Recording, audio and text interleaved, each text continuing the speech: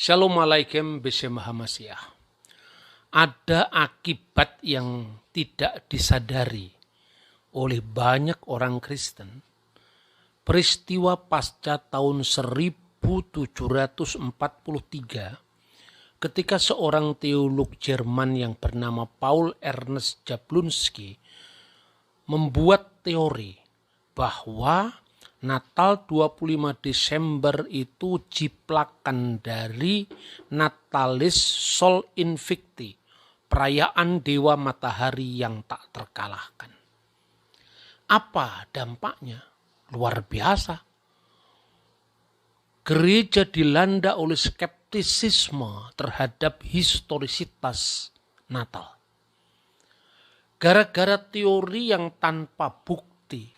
Kenapa saya katakan tanpa bukti? Tak sepotong pun data kuno yang menyebut tentang Natal 25 Desember adalah perayaan Sol Invicti, Dewa Matahari yang tak terkalahkan. Sementara itu, sebagaimana setiap kali saya presentasikan gagasan-gagasan saya, yang sebetulnya hanya mewakili suara yang selama ini diam. Ketika gereja dihantam dengan skeptisisme yang nyaris meluluh lantakkan sendi-sendi keimanan kita. Saya selalu mengemukakan bukti-bukti sejarah dengan dokumen yang rata-rata mungkin juga tidak banyak diakses oleh para penganut teori Natal 25 Desember Dewa Matahari tadi. Maka pada tayangan minggu yang lalu saya mengatakan dengan istilah yang mungkin jenaka, nderek bebek. Hanya ngikut kwek tanpa cek and recheck sumber sejarah itu. Ketika saya bicara tentang Paus Telesphorus sudah merayakan Natal tahun 126, saya tunjukkan ini Liber Pontificalis dalam bahasa Latin dan bahasa Inggris.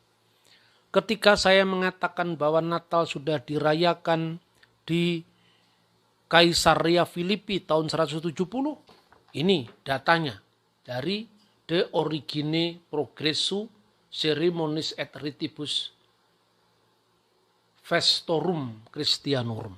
Semua jelas datanya bahwa perayaan-perayaan Natal yang diragukan itu semua berasal dari jauh sebelum perayaan Dewa Matahari di Roma tahun 274, yaitu Saturnalia.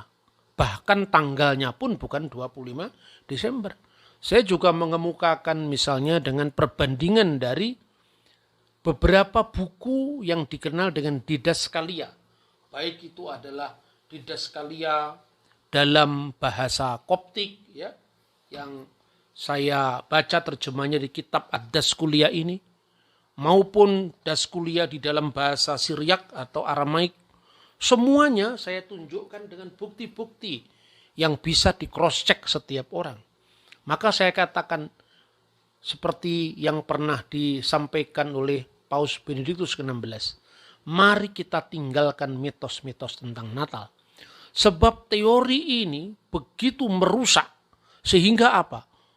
Data-data historis itu kita abaikan begitu saja. Lalu sebagai gantinya, begitu mudahnya orang Kristen membuat teori-teori baru yang dilandasi dengan keyakinan ini tersebut dalam Alkitab. Padahal itu tafsir pribadi. Satu contoh misalnya, orang tidak lagi bisa membedakan antara dokumen kuno dengan tafsiran Alkitab oleh orang di abad modern. Misalnya, Hagai pasal 2 ayat 19 sampai dengan ayat 20 mengenai peletakan bait Allah di Yerusalem yang terjadi pada tanggal 24 bulan ke-9 Ibrani, yaitu bulan Kislev. Itu berkaitan dengan dikandungnya Yesus di rahim Bunda Maria. Ini disebut dokumen kuno. Dokumen kuno yang mana? Itu kan tafsiran orang modern. Masa begitu disamakan dengan tulisan Hippolytus, Irenaeus, Julius Africanus, Koptik Didaskalia Apostolorum yang ditetapkan oleh Pop Demetrius dari Alexandria tahun 189, tidak sebanding dong antara dokumen-dokumen kuno dengan tafsiran orang modern tentang Alkitab. Jadi kalau dikatakan dokumen kuno, ya yang kuno ya Alkitabnya itu, bukan tafsirannya. Nah itu loh saudara-saudara. Dampak yang tidak disadari ini kemudian karena begitu bebasnya orang menafsir kitab suci, lalu berangkat dari asumsinya yang tanpa bukti tadi. Misalnya dari 25 Desember yang dituduh dengan perayaan Dewa Matahari, lalu mulai diikuti dengan skeptisisme. Misalnya, mana mungkin pada musim dingin bulan Desember domba-domba digembalakan di padang pada waktu malam hari. Nah, pandangan-pandangan inilah yang kemudian selalu didengung-dengungkan oleh sekte-sekte Kristen asbak. Asbak itu asal beda dengan ajaran Katolik. Sebab semuanya itu kan muncul tanpa disadari sebetulnya karena anti Katolik. Nah, saksi Yehova dan macam-macam itu kan kalau menurut saya ya tidak sebanding dengan gereja-gereja kuno lah, itu kan asbak itu. Di mana orang sekedar membuat teori asal beda dengan gereja Katolik. Karena yang menjadi sasaran itu adalah gereja Katolik. Lalu membuat teori tadi, tidak mungkinnya Yesus itu dilahirkan pada bulan Desember karena ada domba-domba yang digembalakan di padang pada waktu malam hari. Padahal, saudara bisa cross-check sendiri. Misalnya pada data sejarah yang kuno. Misalnya traktat-traktat dalam Talmud. Nih saya tunjukkan apa yang disebut domba-domba yang digembalakan di padang pada waktu malam. Itu bukan domba-domba biasa. Di dalam hidup orang Yahudi atau kebiasaan orang Yahudi di Timur Tengah, itu ada domba yang dikenal dengan domba-domba biasa yang digembalakan di padang. Itu dikenal dengan elu hen bayitot. Bayit itu artinya rumah, bayitot itu rumah-rumah. Dan malam harinya dikandangkan ke rumah-rumah. Itu yang disebut domba-domba rumahan biasa. Lalu ada domba-domba yang lain lagi yang disebut eluhen midbariot. Midbar itu artinya padang gurun. Ya, domba-domba di padang gurun. Di situ masih ada dua jenis. Pertama, domba-domba yang digembalakan di padang biasanya dimulai pada musim semi. Ya kira-kira pada hari Paskah Yahudi sekitar bulan Nisan atau bulan April sampai nanti dikandangkan kembali itu pada turunnya hujan pertama pada bulan Markheswan, kira-kira sejajar dengan Oktober. Itu yang selalu digaungkan oleh sekte-sekte anti Natal yang saya sebut sekte asbak tadi. Tapi yang kedua orang lupa bahwa yang disebut dengan domba-domba yang digembalakan pada malam hari di padang itu adalah domba-domba khusus yang memang dibuat untuk konteks kepentingan bait Allah. Jadi upacara korban di bait Allah. Itulah yang disebut dalam traktat Beisa 40b. Eluhen midbariot, domba-domba yang digembalakan di padang, kol siyasiot viruot befer nikinasot lihasuf lo bimot hakamah velo bimot ha gesamim. Yang artinya apa? Yaitu domba-domba yang digembalakan di padang baik pada waktu siang malam maupun pada saat musim panas maupun musim dingin. Nah, domba-domba ini di mana diletakkan? Antara kota Yerusalem menuju ke Migdal Eder. Dan Migdal Eder itu artinya menara kawanan domba, dekatnya kubur Rahel. Karena menurut pengharapan mesianis bangsa Yahudi, Mesias akan menyatakan diri di Migdal Eder. Mesias akan menampakkan diri di Migdal Eder. Makanya nubuat Nabi Mika, wahai menara kawanan domba, dalam Targum Yonatan diartikan wahai Mesias Israel. Itu maknanya. Dengan berita gembira hari ini telah lahir bagimu Kristus Tuhan di kota Daud, disampaikan kepada para gembala.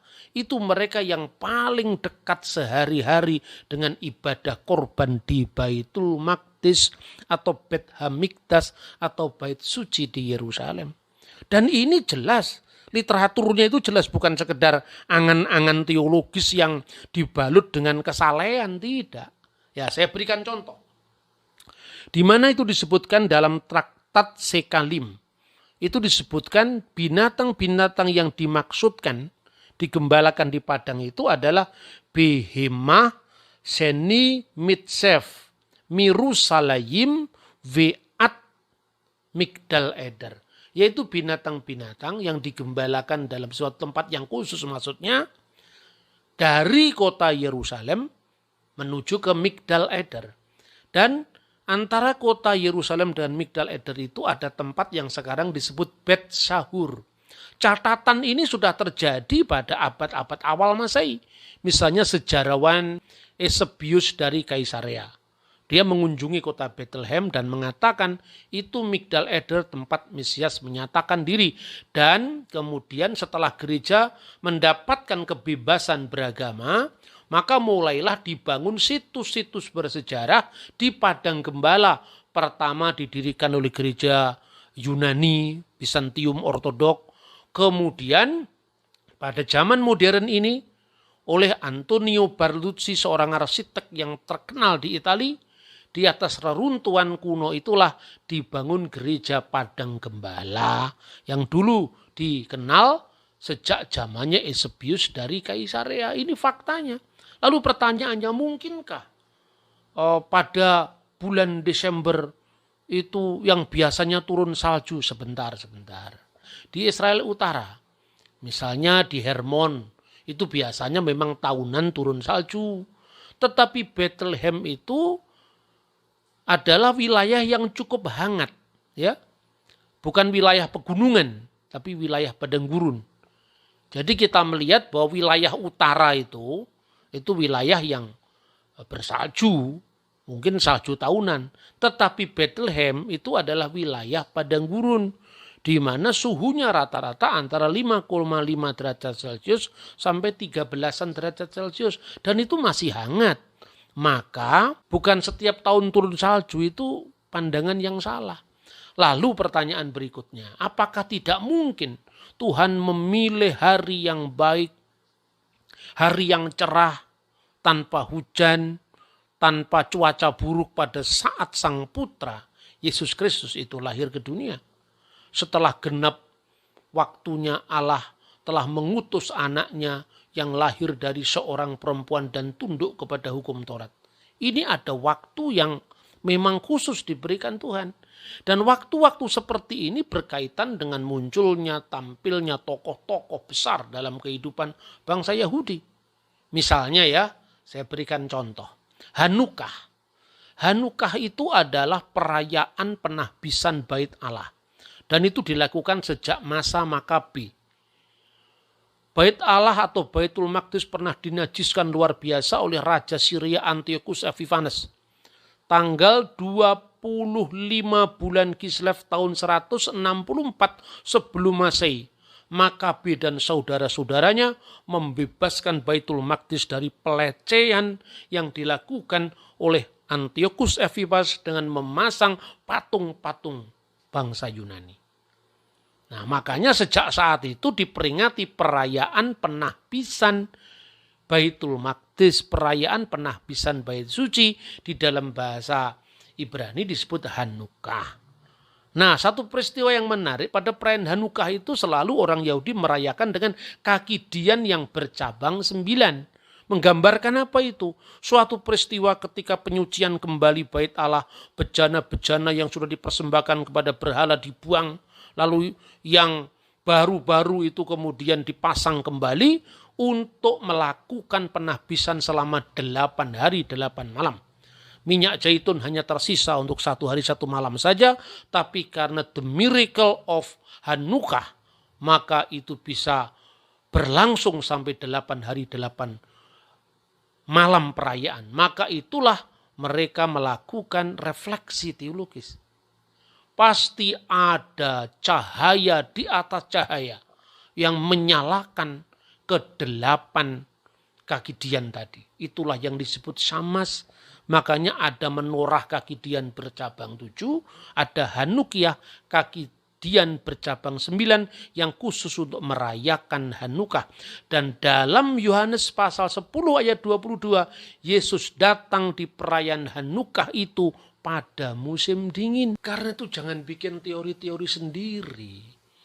Mengait-ngaitkan misalnya Hagai pasal 2 ayat 19 dengan 20 tentang peletakan dasar bait suci di Yerusalem dikaitkan secara alegoris dengan mulai dikandungnya benih Yesus di rahimnya Maria tanggal 24 bulan ke-9 Ibrani yang kira-kira bertepatan dengan 25 Desember, lalu dihitung 9 bulan setelah itu akan jatuh di bulan Tisri, lalu dikait-kaitkan Yesus lahir pada hari raya Pondok Daun.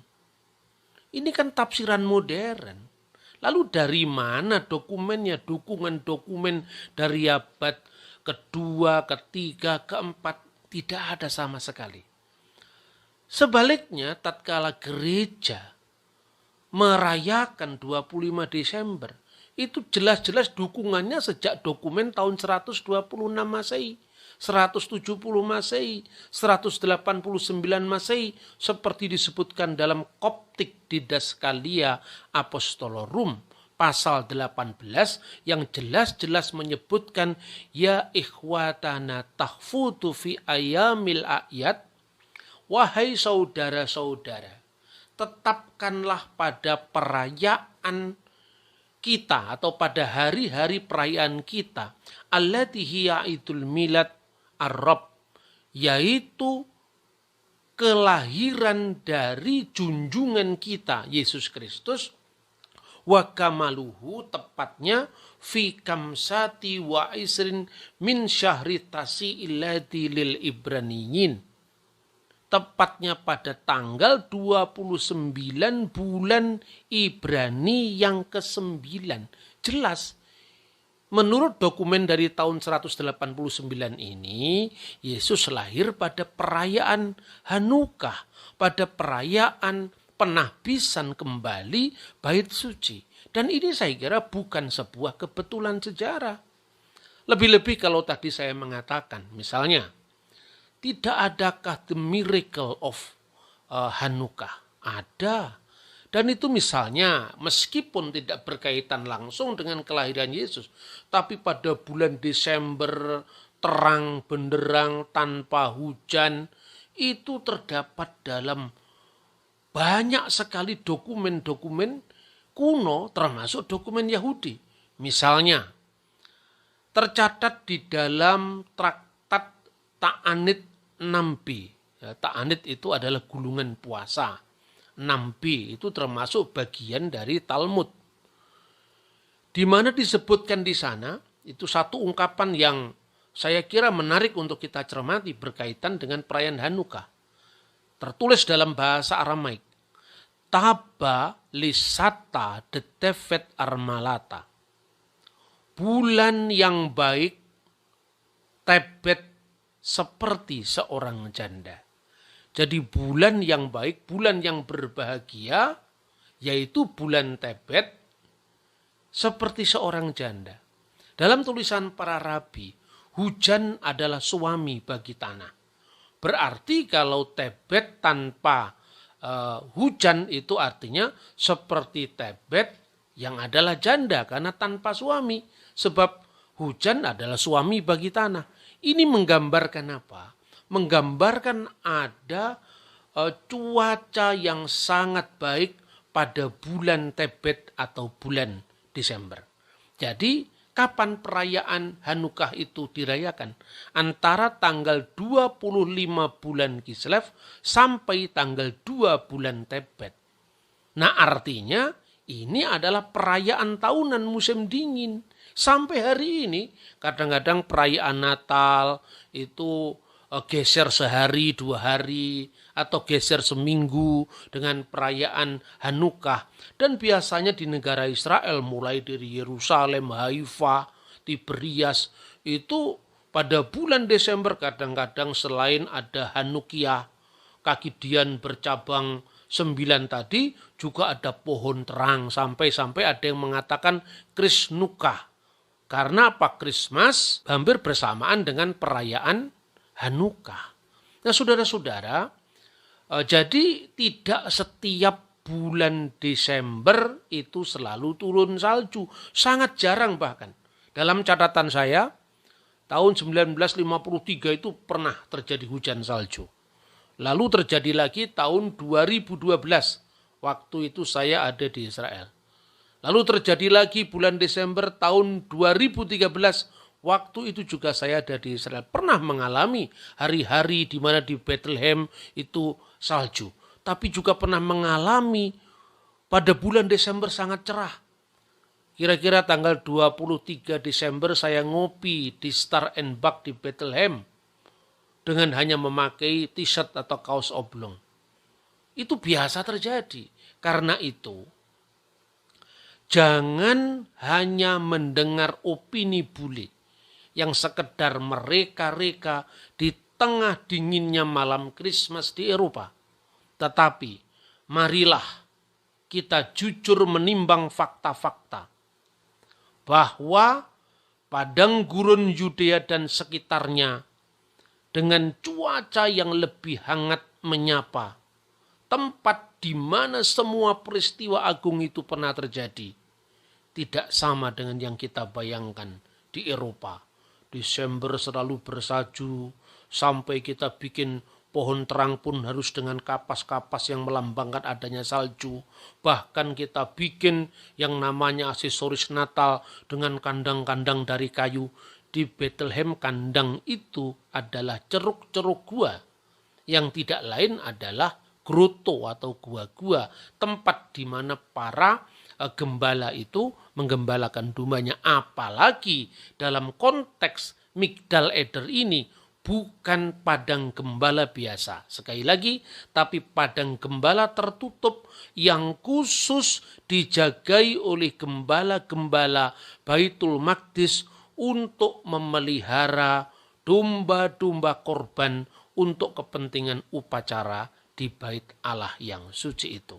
Kiranya apa yang saya sampaikan tentang kontroversi Natal dan bagaimana kita umat Kristen menyikapinya ini bermanfaat bagi semua pendengar, khususnya bagi mereka yang salah paham, tetapi juga bagi umat Tuhan yang kadang-kadang dilanda kebingungan untuk menyikapi kontroversi tahunan bulan Desember ini. Tuhan memberkati kita. Shalom Aleichem Beshem Hamasyah.